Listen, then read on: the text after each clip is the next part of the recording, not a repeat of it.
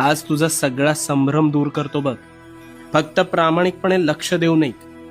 मला सांग, आंब्याच्या झाडाचे बीज रोवून सफरचंदाचे झाड उगवलेलं तू ऐकलंयस का कधी? नाही ना. मग स्वतःच्या डोक्यात नकारात्मक विचारांचे बीज रोवून सकारात्मक गोष्टी घडतील हा विचार योग्य असू शकेल का रे? कदापि नाही. पण हेच घडतंय तुझ्या बाबतीत.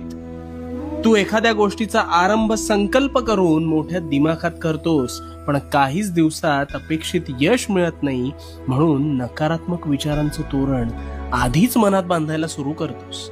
आणि मग गोष्टी मनासारख्या होत नाहीत, म्हणून कायम रडत बसतोस.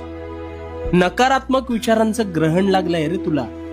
तुझ्या विचारांच्या संभ्रमात तुझ्यावर नकारात्मक विचार हळूहळू तुझ्या नकळत आरूढ होऊन जातात. आणि मग तू सुद्धा या विचारांना जागा देऊन